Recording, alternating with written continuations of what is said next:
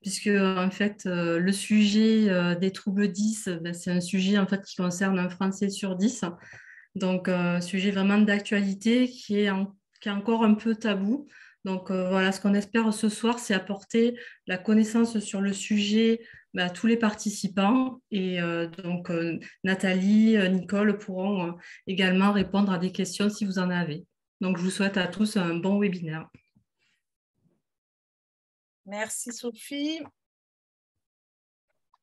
Alors, donc, j'ai l'honneur, en tant que présidente de la Fédération française des 10, d'animer en compagnie de Nicole Philibert, présidente d'Atoudis, qui fait partie de la fédération, ce premier webinaire qui est le début d'une série de 5 webinaires. Donc, le premier webinaire, eh bien, on va vous parler des 10, c'est quoi? Ça va durer 1 heure. On espère vraiment vous dire le maximum de choses en 3/4 d'heure. Il y aura un petit quiz à la fin pour 2-3 questions pour voir si vous avez tout compris, mais je n'en doute pas. Et ensuite, des questions-réponses avec la salle qui sera, on vous répondra aux questions. Volontiers. Donc, n'hésitez pas à couper vos micros de manière à qu'on s'entende bien. Voilà. Donc, j'en profite pour vous présenter la fédération. Ça a permis aux retardataires d'arriver. Donc, la fédération, pour ceux qui ne la connaissent pas, c'est une fédération qui fédère l'ensemble des associations sur le plan national. Donc, les associations nationales qui fédèrent déjà, qui ont des antennes ou des relais dans tous les départements, dans les régions. Il y a Avenir Dysphasie, APEDA France pour les dyslexiques de France, Dyspraxie mais fantastique, tête en l'air. Et ensuite, on a des associations départementales, des membres associés, et on peut en retrouver dans tous les départements. Mais on a également, par exemple, l'AMPEP pour les précoces, Atoudis, qui est la maison des 10 à Lyon.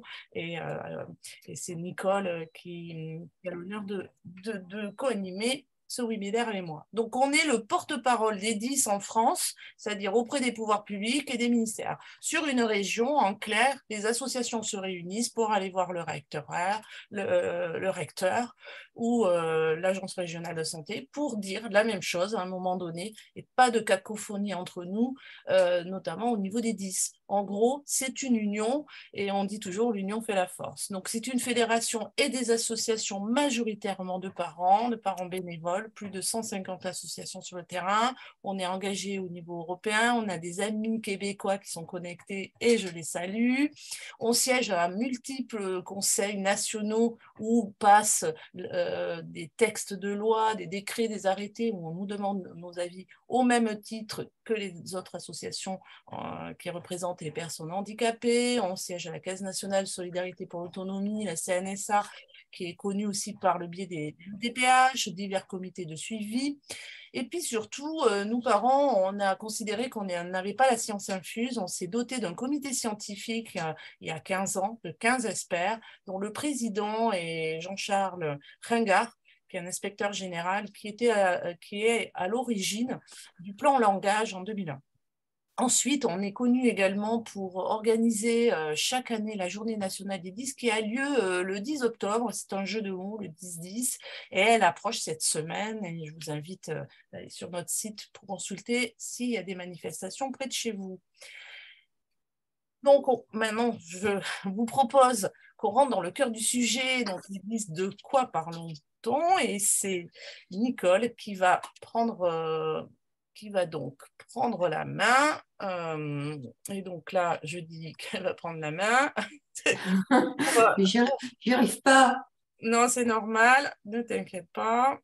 Bon. On va prendre le partage. Là, on y est. Attends, je retrouve le bouton pour te donner la main. Sinon, je passe à la slide suivante. Voilà. Et vas-y, commence le temps que je te donne. Alors, c'est bon. Donc, comme Nathalie l'a dit, le rapport de Jean-Charles Braggart sur le langage date de l'année 2000. Donc, vous voyez, c'est quelque chose qui est très récent. Et en France, le point qu'il faut savoir, c'est qu'on a beaucoup de représentations erronées, des a priori.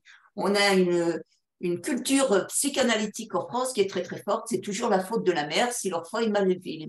Les mamans qui sont présentes ce soir doivent être au courant. Et a priori, quand on a un enfant lisse, c'est de la faute de la mère.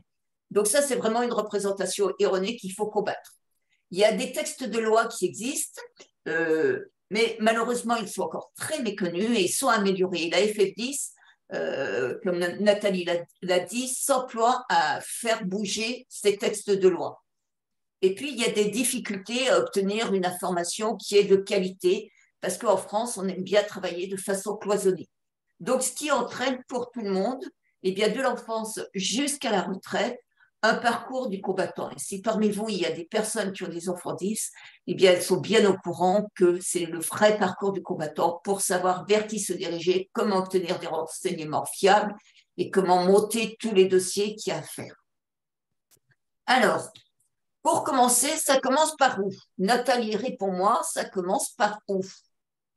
Alors, ça commence par un C, il y a un V au milieu. Moi, je dirais, c'est le cerveau.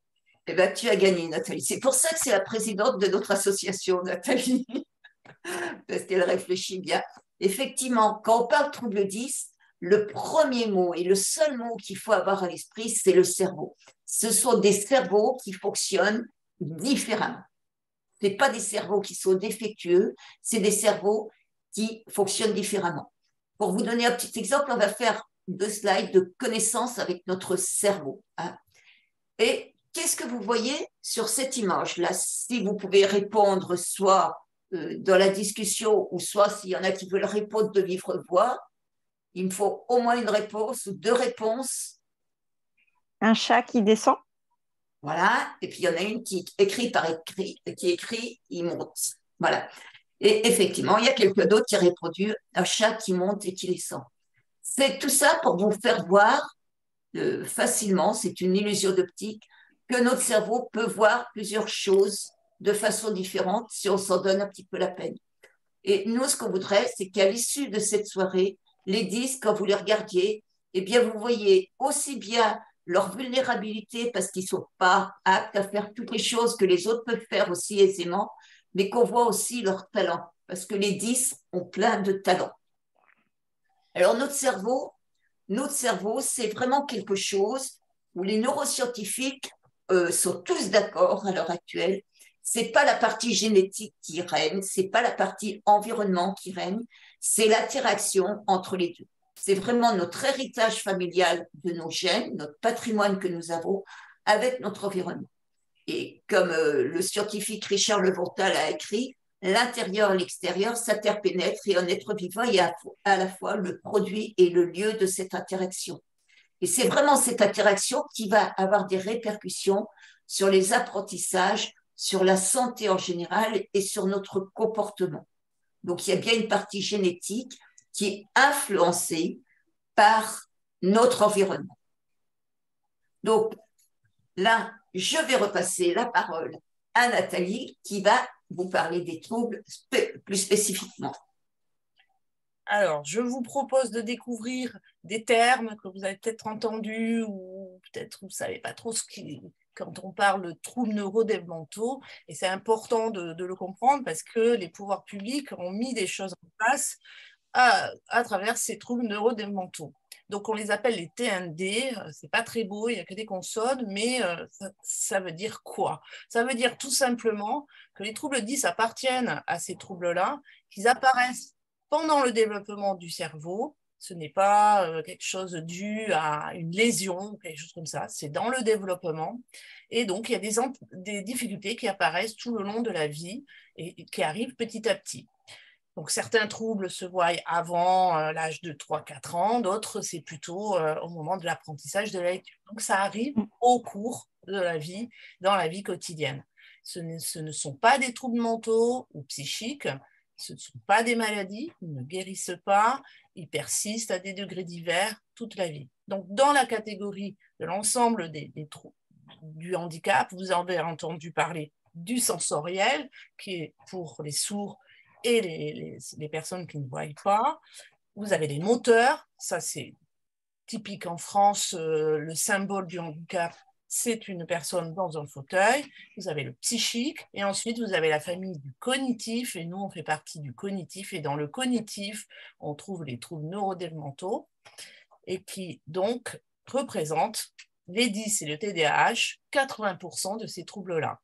Donc, on va aller voir dans le détail de quoi il s'agit, qu'est-ce qu'il y a dans le TND. Il y a le trouble de l'autisme, il y a les déficiences intellectuelles, et je vais vous le détailler.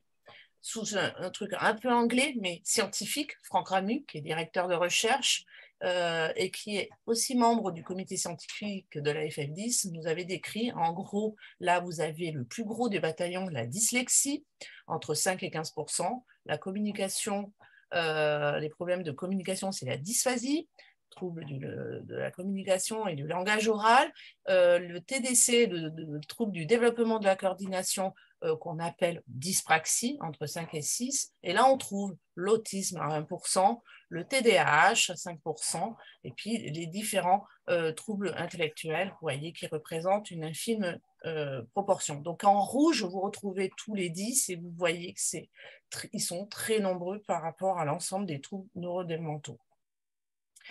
En gros, la Haute Autorité de Santé vous dit à peu près combien on trouve de dysphasie pour le trouble du langage oral, la dyslexie, la dyspraxie, la dyscalculie. Quand on additionne, on se dit c'est entre 20 et 30% de la population, mais ce n'est pas si simple que ça. C'est des troubles qui se marient ou se tricotent entre eux. On appelle ça des multitroubles. Et donc, il est convenu en termes scientifiques, à minima, on est autour des 10%, entre 6 et 8% de troubles qui restent très prégnants à l'âge adulte. Et donc, en gros, on est à peu près à 7 millions de personnes concernées du petit âge ou en étant à 50 ans, 60 ans, puisqu'on le reste 10 à vie. Donc, je passe la parole à moi, Nicole. À Nicole, on va dire ce qu'a fait la Ce qui est intéressant de voir, c'est cette définition qui a été donnée par la HAS. La HAS est une autorité qui est indépendante de l'État, mais qui donne des conseils à l'État pour la conduite à tenir sur la santé en général. On en a beaucoup entendu parler à l'occasion du Covid. Et la HAS s'est penchée sur les troubles 10 et en 2018, elle a donné une définition. Donc, on voit bien que c'est des anomalies qui sont dans le développement de l'enfant, comme Nathalie vous l'a dit, et qui ne sont pas expliquées par une déficience neurologique, sensorielle ou intellectuelle. Et par bilinguisme, parce que j'ai vu la question qui a été posée, peut-on être 10 si on a deux langues avec l'italien? Non, pas du tout. Le bilinguisme n'entraîne pas de trouble 10. Mais on peut être bilingue et 10 à la fois. Mais le bilinguisme n'est pas à l'origine du trouble. Et ce qui est très intéressant dans cette définition de la HAS, c'est qu'ils ont dit, pour la première fois en 2018, beaucoup de retard par rapport à d'autres pays, c'est que ces troubles avaient des répercussions, bien sûr, sur les apprentissages scolaires, mais sur la vie sociale et professionnelle. Vous voyez, dans les autres pays, dès 2013, on le disait. En France, il a fallu attendre 2018 pour que ça soit fait. Donc, j'appuie, mais ça ne marche pas. Les troubles, va y arriver, voilà. Ce qu'ils sont. Voilà. Donc, les troubles concernent les fonctions cognitives. Les fonctions cognitives, c'est notre cerveau qui les régit. Ce sont donc des troubles neurodéveloppementaux dont on s'aperçoit en fonction du développement de l'enfant. Ils sont présents depuis toujours et ne guérissent pas. Et ils ont un caractère génétique qui est influencé par l'environnement. Et j'appuie toujours, ça ne marche pas, Nathalie. C'est normal. J'ai besoin d'aide. C'est ma partie. Ce qu'ils ne sont pas, donc en clair, dès le plus jeune âge, on vérifie s'ils entendent bien, s'ils voient bien. Ils n'ont pas de déficience intellectuelle, ils sont d'une intelligence normale, voire plus. Pas de déficit neurologique lésionnel, donc là on parle d'épilepsie par exemple, pas de troubles du spectre de l'autisme ou de troubles psychiques, et pas de déficit de l'environnement socio-culturel, c'est-à-dire un enfant à qui on ne parle pas, qui est enfermé, avec qui il n'y a aucune interaction, évidemment vous n'apprenez pas à bien parler et à bien lire. Donc j'appuie pour envoyer la slide pour Nicole.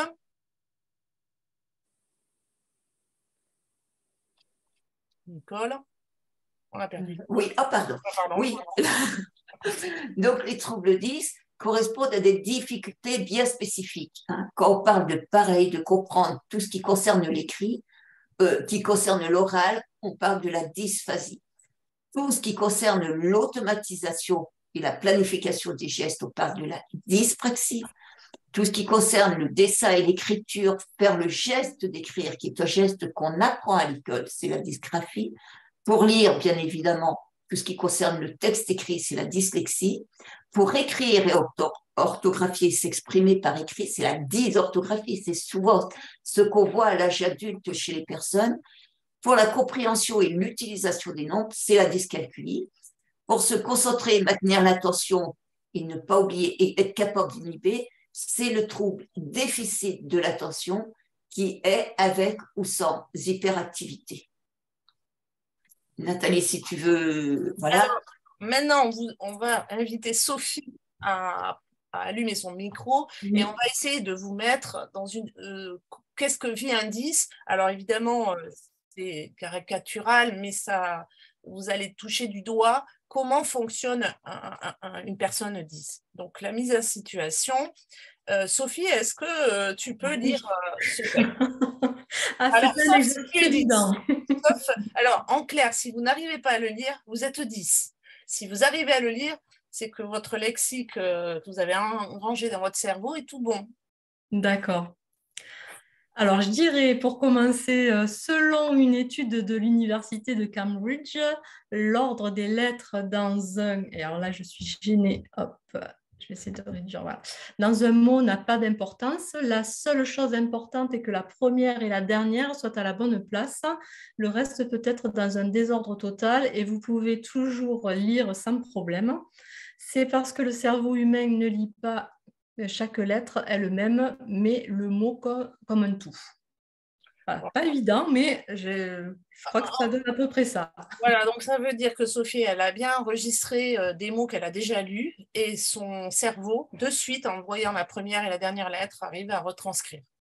Voilà, donc si vous n'y arrivez vraiment pas, c'est que... voilà. Mais alors, on va maintenant détailler qu'est-ce qui se passe dans le cerveau. Donc là, vous voyez 3. Là, vous voyez 4, ça paraît simple. Donc, maintenant, Sophie, à toi. Alors, donc là, il y a 2 points. 6. Oh là 10. Bien, c'est rapide. En principe, la personne commence à coder avec ses doigts ou est obligée. C'est beaucoup plus lent, on va dire. Donc, on touche la lenteur qui est liée à l'exercice quand on est obligé de décoder. Donc, les 2 modes de calcul, le visuel, le numérique, et là, certains disent, pratiquement dans leur trouble, ils n'automatisent pas. C'est-à-dire que pour quelqu'un qui est très simple, où ils automatisent les gestes, l'écriture, le faire du vélo, tout ça c'est automatique, non, ça ne marche pas. Dans l'exercice qu'on vient de faire, c'est la zone visuelle du cerveau qui dysfonctionne. Donc, ils sont obligés de décomposer à chaque fois. Certains, pour lire, sont en syllabique, B, A, BA, et c'est très long et très fastidieux et très fatigable. Donc là, on va prendre en revue maintenant chaque trouble pour vous expliquer le TDAH y compris. Et là, je repasse la parole à Nicole, dont je cherche le... Hop, et je lui donne la main. Alors, ce qu'il faut bien voir et se rappeler toujours, c'est bien une singularité du neurodéveloppement, comme on vous l'a dit. C'est un fonctionnement atypique de certaines zones du cerveau dans des domaines très précis. Ce qui va entraîner quoi? Au niveau cognitif, c'est-à-dire au niveau du traitement de l'information par ces zones de cerveau, un manque d'automatisation. Et on le répétera jamais assez, c'est ce manque d'automatisation qui entraîne des déficiences cognitives qui sont bien spécifiques par rapport à la lecture, par rapport à l'écriture, par rapport aux gestes, par rapport au calcul. Et qu'est-ce qu'on voit? Eh bien, on voit le résultat, c'est-à-dire cette incapacité à automatiser certaines tâches.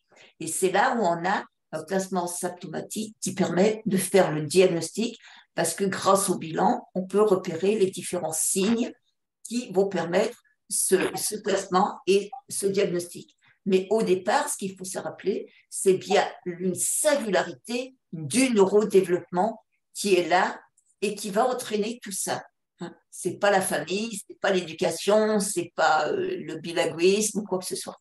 Et tout ça est impacté par notre environnement qui va soit aider, être positif et aider à ce que le trouble s'exprime moins, soit au contraire, s'il n'y a pas de prise en charge et si l'enfant est dévalué, dévalorisé par son environnement et par l'école, eh bien le trouble va plus s'exprimer. Et c'est pour ça qu'on a des difficultés à trouver sa place dans la société et ce sont vraiment des situations de handicap. Alors on a mis une petite ébauche d'oiseau pour faire voir que c'était du handicap invisible, c'est pas sur le visage de la personne, mais on voit simplement les résultats. Et avec les résultats qu'on voit, si on n'est pas capable de voir un petit peu plus loin, on s'imagine que la personne est fainéante, qu'elle devrait faire des efforts. Alors, qu'est-ce qu'il en est exactement? On va déjà parler de la dysphasie. La dysphasie, tout ce qui est en grand, c'est le nom générique qu'on emploie, dysphasie, on a mis un S parce qu'il y a plusieurs formes de dysphasie, mais on ne va pas rentrer dans les détails ce soir. Et à côté, c'est le nom scientifique, c'est-à-dire c'est le trouble développemental du langage, l'abréviation TDL que vous pouvez voir sur les bilans quelquefois. Voilà. Donc, elles sont dues à un développement différent des régions du cerveau qui sont dédiées à la parole. Et les personnes dysphasiques ont les capacités de communiquer d'une façon différente de les autres parce que leur intelligence n'est pas touchée. Elles vont avoir des problèmes à s'exprimer ou à comprendre ce que l'on dit, mais leur intelligence n'est pas touchée. Et effectivement, avec cette image, vous voyez bien que le petit enfant a des difficultés pour s'exprimer, mais il a une richesse de pensée parce qu'il est intelligent. Et chez l'adulte, eh bien chez l'adulte, ça c'est une personne qui nous a donné son témoignage, elle dit, quand je participe à une conversation qui dure, je dois tellement me concentrer que pour moi c'est vraiment épuisant. Elle a pris l'exemple du marathon. Et ce sont des troubles, ce n'est pas anodin, il y a 3 à 7% de la population qui est concernée, dont 1% dans une forme qui est très sévère. Donc voilà la dysphasie et qu'est-ce que ça entraîne? Eh bien, ça provoque des compréhensions partielles à l'oral. Chaque fois que vous communiquez avec quelqu'un oralement, elle risque d'avoir des problèmes de compréhension de ce que vous dites. Ou elle peut avoir des difficultés aussi pour transmettre facilement ce qu'elle veut dire. Manque de fluidité de son élocution, des paroles à distinct, des troubles de la syntaxe, puis un discours qui peut être plus ou moins bien construit. Et surtout, ça va entraîner aussi de la dysorthographie. Quand on ne comprend pas bien le mot à l'oral, on va avoir des problèmes pour l'écrire. Et surtout de la lenteur, parce que la personne est très fatigable, donc elle va être plus lente. Je repasse la parole à Nathalie pour la suite. Alors là, je vais vous parler de la dyslexie, le trouble spécifique du langage écrit. Donc, c'est le trouble le plus connu. C'est-à-dire, on parle de dyslexie, c'est vraiment le terme de mots qu'on connaît, mais finalement, on ne connaît pas tout de la dyslexie. Ce que je voulais dire, c'est que le langage écrit, c'est écrire et lire. Lire la lecture et l'orthographe, donc c'est la dysorthographie, écrire. Donc, vraiment, ça a un impact sur les apprentissages dès le CP. Il y a des indicateurs dès la grande section, mais surtout, ça a un impact tout le long de votre vie professionnelle et sociale. Quand vous faites des fautes d'orthographe pour candidater à un poste, votre lettre de motivation risque d'être écartée. Et pire, c'est qu'aujourd'hui, un mail avec des fautes d'orthographe suspect, c'est-à-dire peut-être une arnaque. Ça, c'est passé dans le commun, hein, c'est-à-dire on repère les fautes d'orthographe et donc ça ne fait pas sérieux. Donc, tout le monde pense finalement, quand on est enfant, qu'on ne fait pas d'efforts, qu'on devrait apprendre, que c'est pas normal qu'on n'apprenne pas. Ils passent pour des feignants, et quand ils sont adultes, on dit mais quand même tu pourrais te relire, franchement tu fais esprit, tu fais pas tes comptes rendus dans les temps, et puis c'est bourré de fautes d'orthographe. Donc c'est très dévalorisant, et je dis c'est le trouble le plus connu, le plus important parmi les 10, et pourtant ça peut être très handicapant de ne pas bien savoir lire, de ne pas savoir remplir un formulaire administratif, sachant que tout passe par Internet aujourd'hui. Donc, ça provoque quoi? Un manque d'accès à l'information écrite. Donc, c'est compliqué pour lire les panneaux, par exemple, sur la route. Les dyslexiques ont du mal, s'ils ne connaissent pas bien ils ne peuvent pas lire les panneaux, c'est un problème. Du coup, ils commencent à lire, et puis finalement, ils interprètent la fin du mot de la phrase, donc une mauvaise compréhension du texte. Et puis surtout, je ne sais pas pourquoi ça a sauté, alors c'est moi. Hop. Et surtout, il y a un risque de dégoût de la lecture. Ils n'aiment pas lire, ça c'est connu. Et donc, la dysorthographie est vraiment les fautes, c'est pas seulement d'oublier un S, il y a les fautes grammaticales. Donc, lenteur, fatigable, les prises de notes sont compliquées, lisibles et incompréhensibles, et c'est sujet à moquerie, mais vraiment importante. On parle même de souffrance à l'école. On passe à la dyspraxie. Je repasse la main à Nicole. Alors, la dyspraxie, c'est un trouble dont la prise de conscience est relativement récente. C'est donc, en nom scientifique, troubles développementaux de la coordination, parce qu'il en existe plusieurs sortes. Et vraiment, quand on fait un geste qu'on a appris, il faut apprendre à l'automatiser et à le planifier. Notre cerveau le planifie inconsciemment. Quand vous prenez un verre ou quand vous prenez une casserole, votre cerveau a planifié le geste et vous n'y réfléchissez pas. Et tout ça est automatisé. Mais quand on est dyspraxique, on n'arrive pas à automatiser tout ça parce que des zones de notre cerveau n'arrivent pas à le faire. Et ça a donc des répercussions dans la vie quotidienne et dans toute la vie, qu'elle soit scolaire, professionnelle, et dans les activités de loisirs. Et chez les enfants, on leur dit, applique-toi à tes cahiers, tu écris comme un cochon, ou tu devrais prendre soin de tes affaires, etc. C'est excessivement dévalorisant pour un enfant qui cherche à bien faire. Et pour un adulte, eh bien, il y a toujours des répercussions. Que le cerveau est en bon état, c'est-à-dire que l'intelligence est normale, donc l'adulte va compenser. Mais il va compenser au prix d'efforts très importants. Et ça va toujours être quelque chose, quel que soit le trouble, qui est très compliqué pour lui. Donc, ça va entraîner quoi? Eh bien, ça va entraîner des maladresses. Et vous avez un bon exemple, tout le monde connaît Maison à vendre avec Stéphane Plaza. Eh bien, Stéphane Plaza est dyspraxique. Et on le voit, il est toujours maladroit même en étant adulte, parce qu'ils ont des régions du cerveau qui commandent le geste qui sont différentes dans leur développement par rapport au cerveau, on va dire, opérationnel. Donc, qu'est-ce que ça va entraîner? Ça va entraîner une écriture qui va être difficilement lisible. On parle de dysgraphie, des personnes qui vont avoir des difficultés à faire des lettres bien présentées, soignées. Et très souvent, c'est des lettres aussi qui finissent à la poubelle quand ce sont des lettres de motivation ou de lettres de recherche d'emploi. Elles peuvent aussi avoir des difficultés pour se repérer dans le temps et dans l'espace. Et c'est des personnes qui peuvent arriver en retard à un rendez-vous pourtant, qui peuvent se perdre. Alors, le GPS est miraculeux pour les dyspraxiques. Et puis, bien sûr, ça entraîne quoi? Une lenteur, parce que tout ça, il faut réfléchir quand on veut faire une tâche. Très souvent, on s'organise moins bien que la plupart des gens. Je repasse à Nathalie.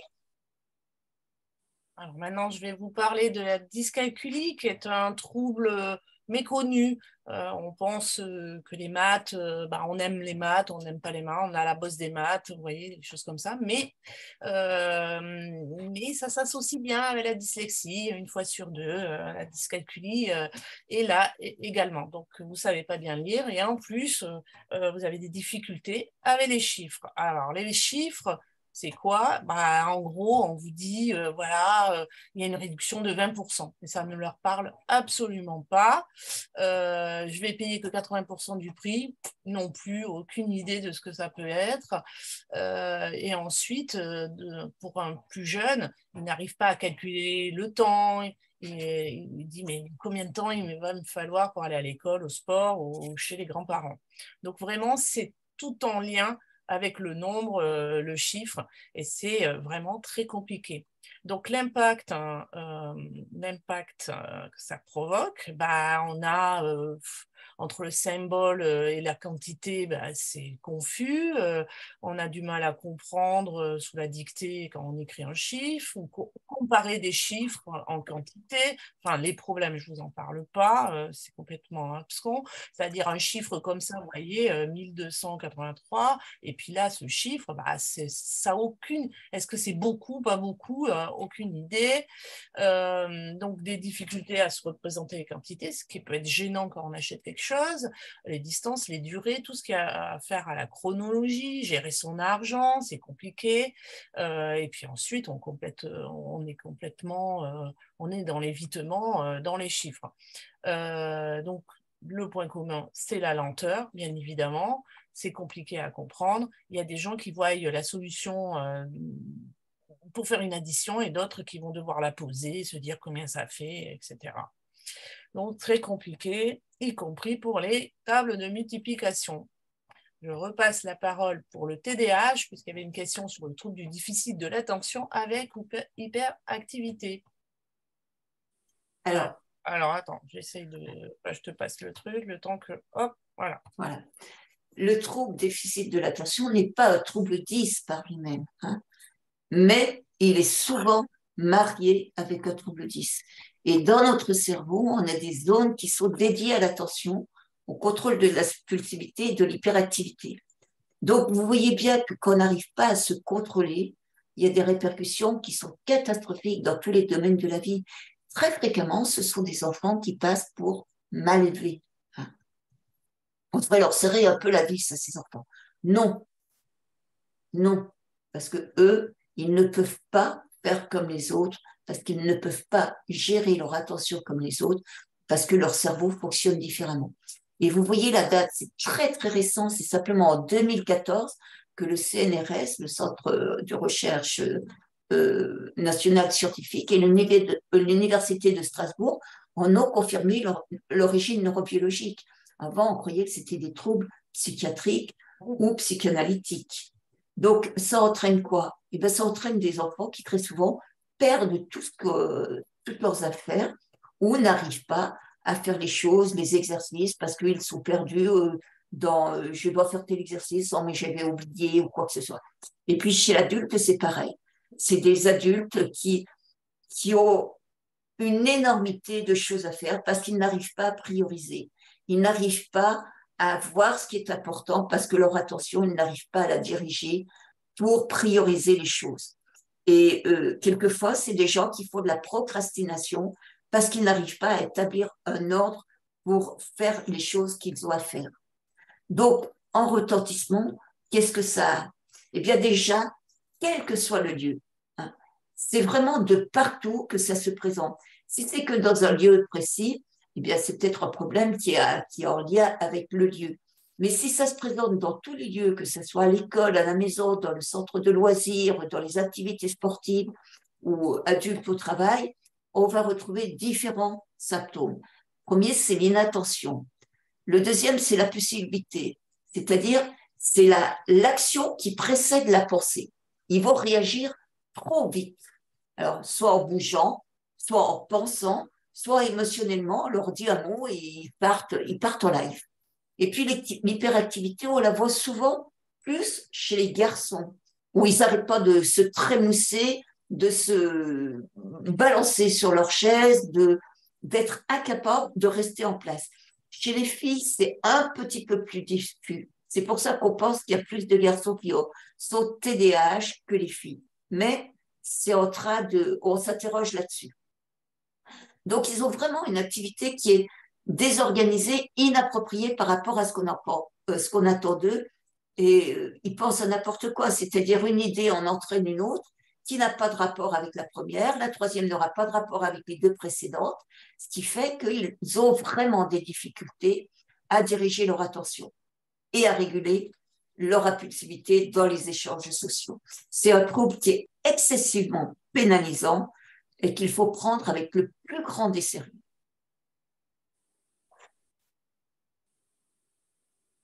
Donc, un peu une slide de synthèse. Vous avez compris que c'était un handicap invisible, de nature et de gravité variable. Ils apprennent autrement. Ils sont nombreux, minimum 10% de la population. Ils représentent 80% des troubles neurodéveloppementaux. Ils sont spécifiques, même si les comorbidités, ça veut dire ils s'associent entre eux. C'est-à-dire qu'on peut être dyslexique, dysorthographique, dyscalculique, dyspraxique et TDAH. Ils sont fréquents, ces associations. Donc, on les appelle spécifiques. Alors, il y a une question dans le chat sur l'autisme. Effectivement, ils ont des troubles des apprentissages. Quelqu'un qui a un trouble du développement intellectuel va avoir des troubles des apprentissages. La spécificité des 10, c'est qu'ils n'ont pas de problèmes sociaux, c'est moins globaux. Et pour l'autisme, le dernier colloque international qu'il y a eu à Nice il y a 2 ans ou 2 ou 3 ans dit que finalement les troubles des apprentissages est inné à l'autisme, c'est-à-dire ça fait partie du trouble de l'autisme.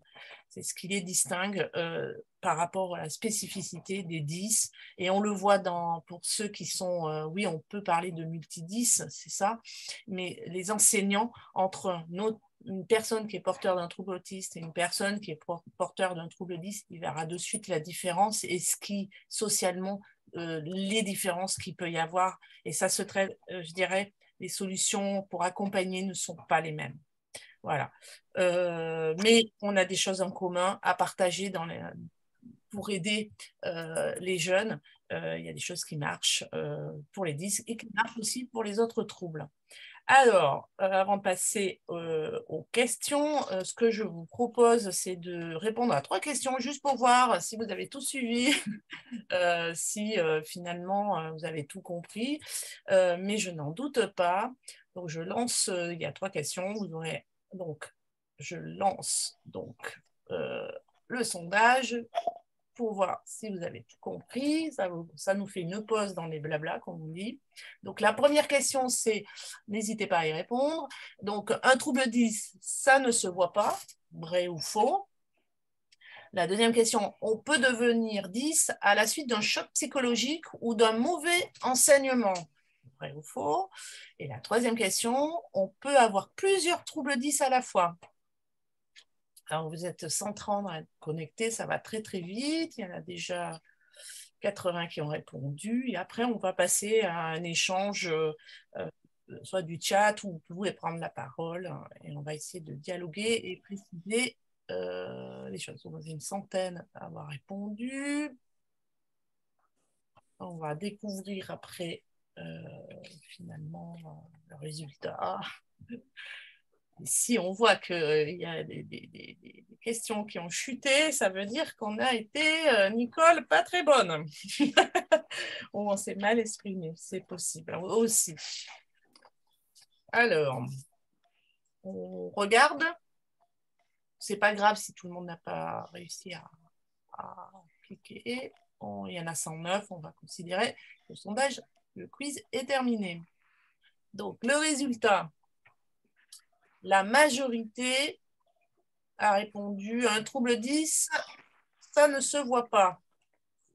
Bah oui, ça ne se voit pas, c'est la majorité des cas. C'est-à-dire que si la personne ne parle pas, quand elle est dysphasique, ça ne se voit pas. Si elle ne fait pas de vélo, ça ne se voit pas. On peut devenir 10 à la suite d'un choc psychologique ou d'un mauvais enseignement. Là, c'est majoritairement, il fallait répondre faux. Bien évidemment, ce n'est pas un choc psychologique, vous naissez comme ça, et ce n'est pas la faute des enseignants si on n'apprend pas à lire. Voilà. Et ensuite, la dernière question, où majoritairement, là, il n'y a personne qui s'est trompé. On peut avoir plusieurs troubles 10 à la fois. Et là, bravo, puisque vous avez tous répondu la bonne question. Je pense qu'il y a une inversion des 5 personnes, puisqu'on retrouve 5 personnes. Enfin bref, qu'importe. Bravo à tout le monde. Ça veut dire que vous avez répondu comme il faut. 3 vrais. Donc, peut-être qu'on peut passer à un échange. Là, on vous a mis un petit peu de doc que vous trouverez sur le site de la FF10, le livret d'Atoudis qui est magnifique, qui vient de sortir. Donc, il est très, très complet sur l'ensemble des troubles. Et ensuite, vous avez quelques publications, Comprendre en entreprise, Réussir son orientation, ça c'est un livre, une édition qu'on a fait. Et ensuite, on vous donne rendez-vous sur le site, sur la journée des 10 à Paris, mais pas que. Vous pouvez vous retrouver. Donc, À Lyon, c'est le samedi 8 octobre à l'hôtel de région de Lyon. On est en avance d'1 semaine sur Paris. Et ensuite, les prochains webinaires.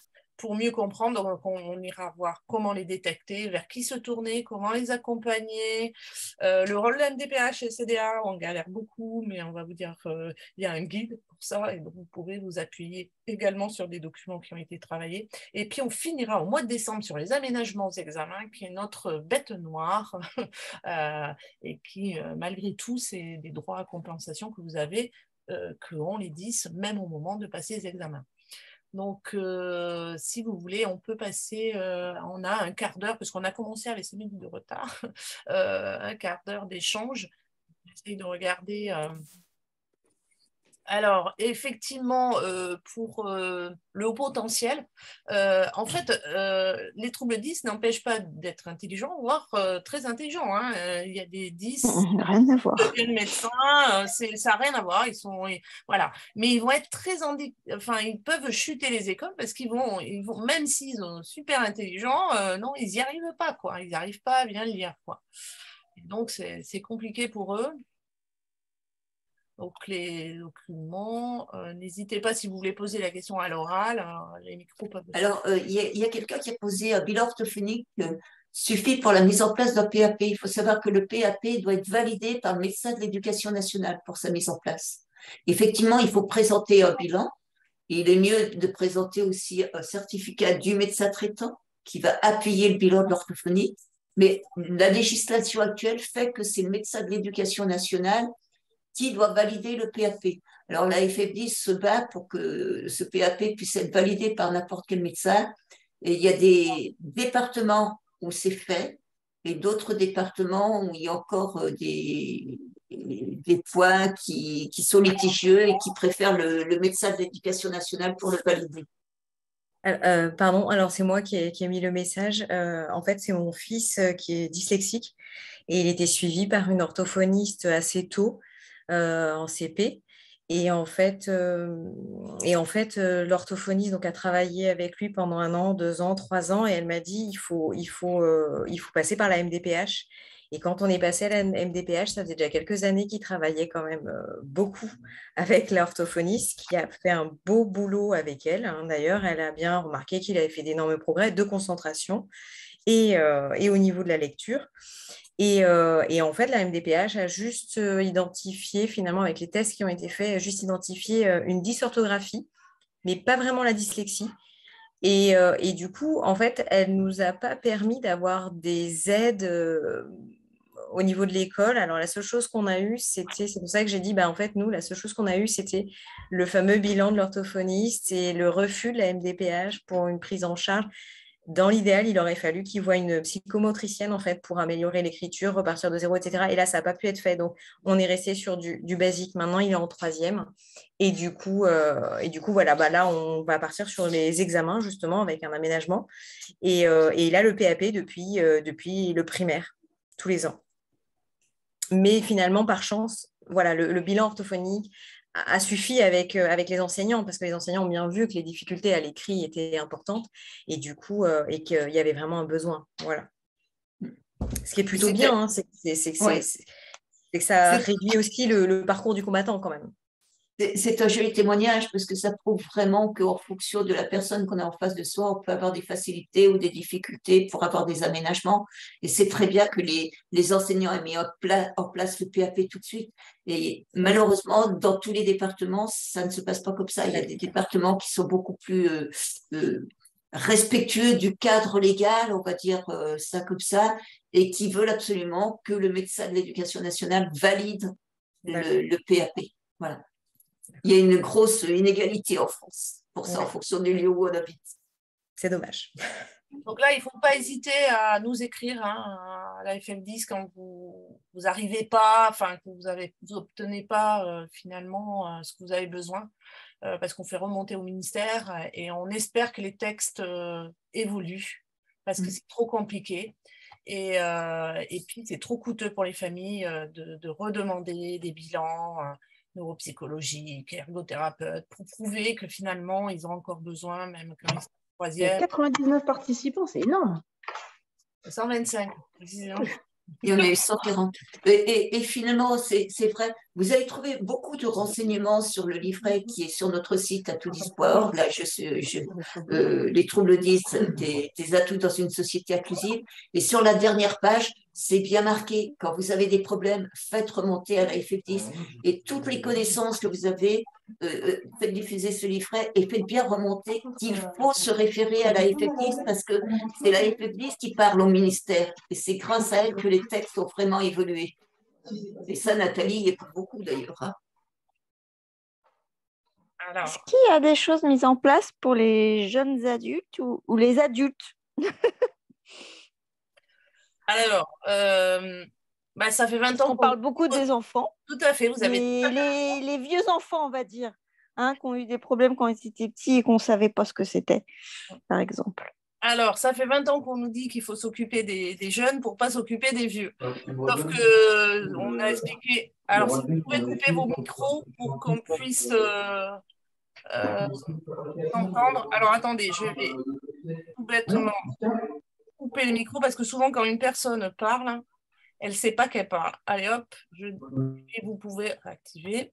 Voilà. Voilà, c'est bon. Donc, les adultes, c'est le parent pauvre. C'est-à-dire qu'on ne trouve pas d'orthophoniste, on ne trouve pas de professionnels, de médecins qui connaissent les adultes. Et c'est la croix et la bannière pour trouver des spécialistes. Les orthophonistes ont beaucoup travaillé sur les batteries pour pouvoir les tester. Donc, il y a des choses qui existent, des orthophonistes qui savent passer des tests pour voir si vous êtes 10 à 40 ans. Mais après, c'est vraiment, de nouveau, il faut trouver des professionnels pour saisir la MDPH, pour avoir la reconnaissance de travailleurs qualité handicapés, pour avoir ces compensations et pour que dans le monde de l'emploi, vous ne vous faites pas virer, quoi, grosso modo, parce que vous ne faites pas esprit. Beaucoup de 10 passent finalement, bon an, mal an, un diplôme et ils peuvent exploser en vol à 30-40 ans parce que ça va trop vite. Ils sont fatigués c'est ça. et ils font un burn-out et où ils ont choisi des voies professionnelles où ils sont en énorme difficulté quand ils changent de poste, où il faut rédiger énormément.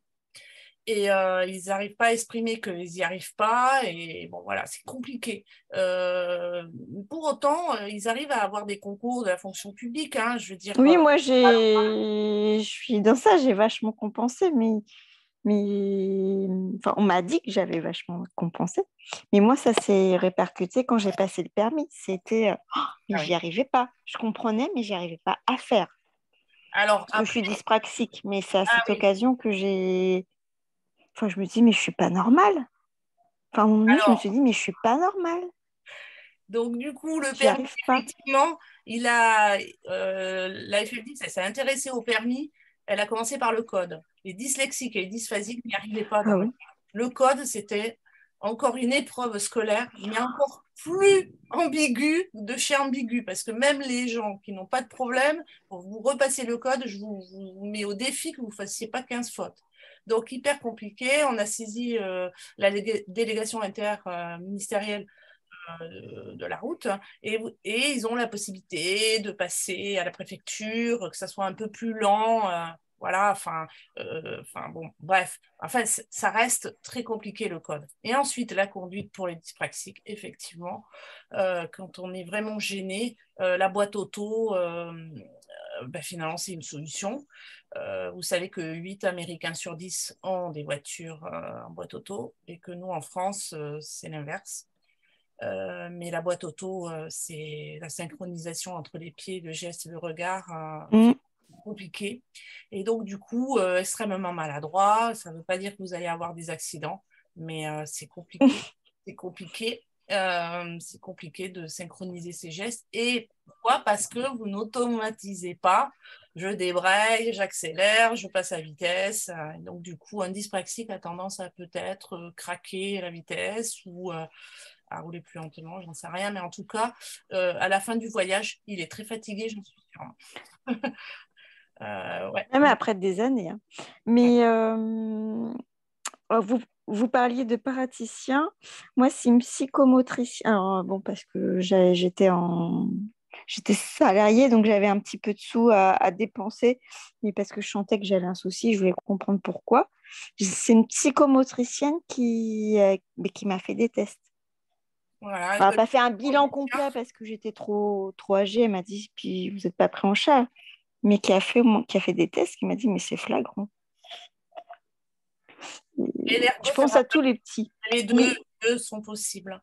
Ah, ergothérapeute aussi. Ergothérapeute, les deux professionnels qui peuvent... voilà. D'accord. Pour les adultes, on retrouve des ergothérapeutes qui adaptent, qui peuvent vous aider, par exemple, à comment vous retrouver dans vous savez, Outlook, la boîte mail, comment s'organiser. Parce que parfois, pour certains, c'est dur de s'organiser là-dessus. Il y a 2 personnes qui ont levé la main, Valérie. Merci. Et Gilles, et merci pour... Ah, mais c'était Valérie déjà. Oui, c'était moi, merci. Gilles, qui voulait peut-être poser une question. Non. Ah oui, il faudra activer le micro parce que j'étais coupée tout à l'heure. Voilà. Oui, c'était simplement en tant que professionnel, puisque j'ai créé un centre référent, je m'occupe d'un réseau dont je suis président, d'un réseau 10, et je travaille maintenant à la MDPH. Et ce que je voudrais dire aux parents, c'est que face à un enfant qui a des difficultés de lecture, généralement les MDPH sont peu inclines à donner des choses quand c'est une dyslexie, dysorthographie isolée, c'est inscrit dans pratiquement toutes les MDPH, y compris avec une dysgraphie, c'est de bien repérer s'il y a des éléments en faveur d'une dysphasie. Parce que c'est sous-diagnostiqué, on le voit régulièrement, et j'en parle avec le médecin de santé scolaire aussi, c'est-à-dire quand on relit les bilans, le diagnostic de dysphasie n'est pas fait, et je peux vous dire que c'est très important, faute de temps, parce que souvent les enfants, ils sont vus pour un trouble de lecture, on a passé sous silence les petites difficultés de langage oral, et quand il y a des difficultés réceptives de compréhension, c'est gênant. Donc pour l'enfant et pour la MDPH, c'est très important que le diagnostic soit fait de dysphasie associée à la dyslexie. Merci, c'est important, c'est vrai. Ensuite, nous avons, j'avais repéré Dominique qui avait levé le doigt, mais peut-être qu'elle a changé d'avis. Non, je n'ai pas changé d'avis.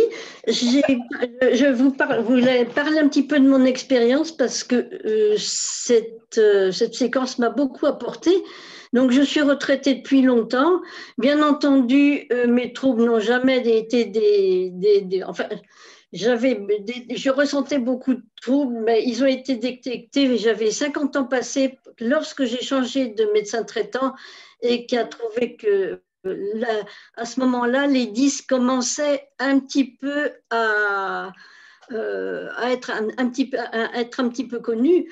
Je veux dire quand même que malgré toutes les difficultés, j'ai réussi à avoir une vie professionnelle. Alors, pas à m'insérer dans un circuit professionnel normal, parce que là, ce n'était pas possible. Mais j'étais ce qu'on appelait avant travailleur indépendant. Maintenant, on pourrait appeler ça auto-entrepreneur. Il me semble que j'ai une vie relativement riche et très gratifiante. Maintenant, la vieillesse arrivant, j'ai mes problèmes cognitifs que j'ai connus dans ma jeunesse, que je gère beaucoup moins. C'est une question d'âge. Et à mon âge, je ne connais absolument personne qui puisse être à même de gérer. Et je suis loin d'être la seule. Il y a beaucoup de personnes qui arrivent en EHPAD et qui arrivent à un certain âge qui ont des troubles et pour qui on n'a jamais décelé ce que c'était. On a décelé que j'étais dyspraxique, dysnumérique et des gros problèmes d'élocution aussi.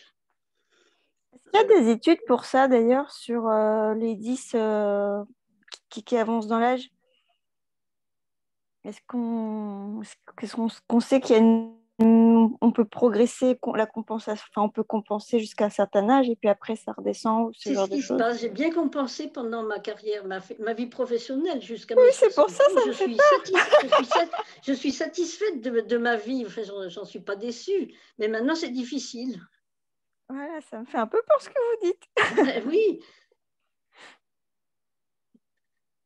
Alors,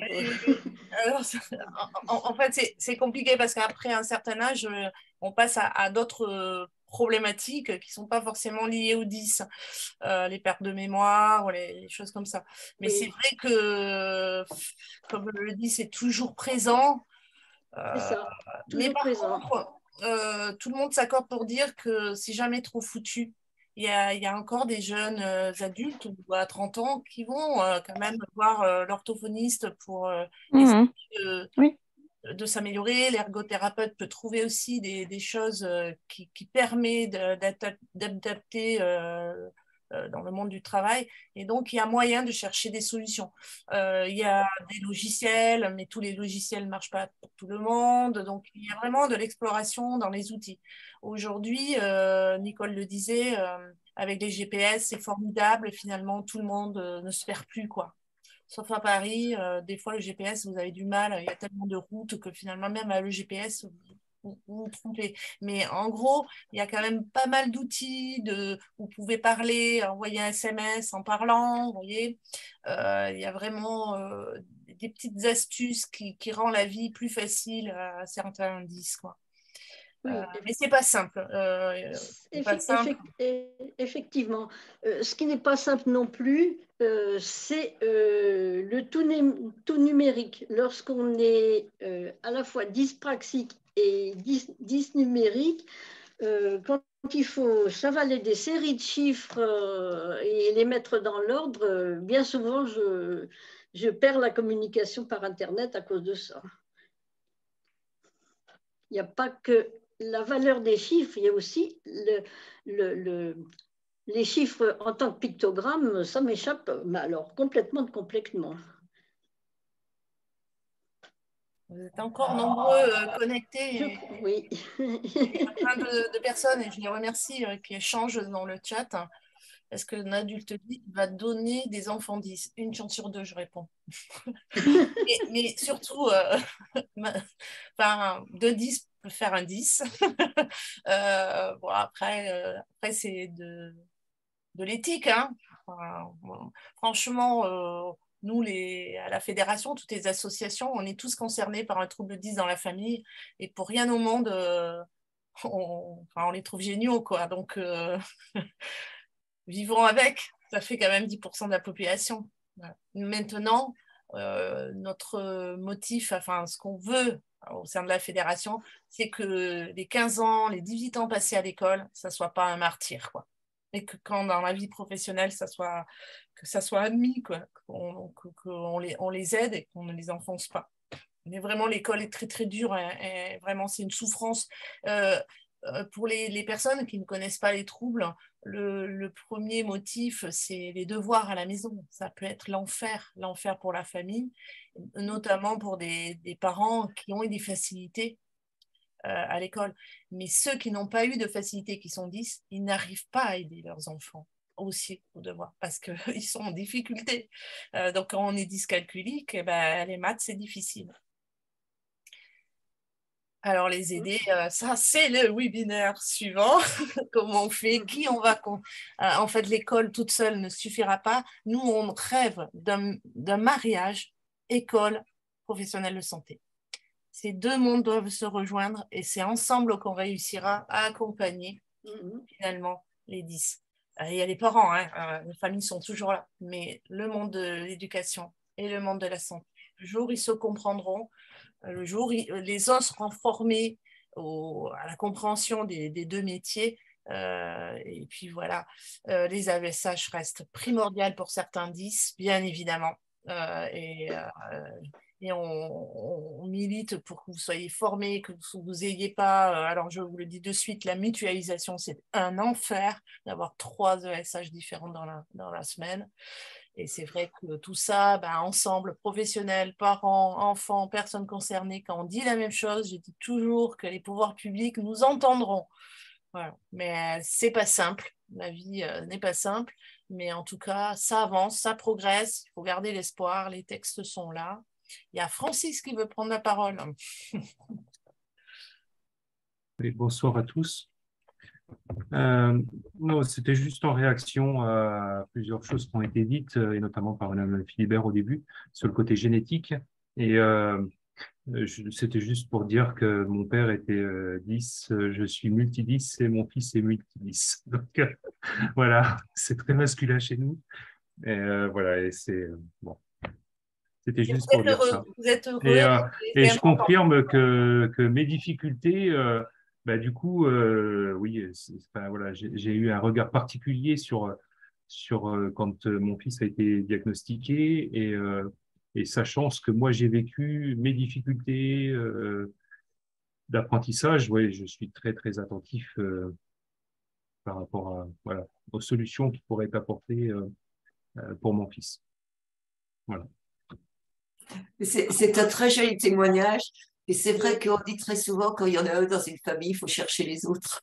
Oui, Oui, c'est vrai. c'est vrai, c'est vraiment familial. Mais surtout, ce qui est important, c'est de voir tous les talents qu'on développe quand on est 10.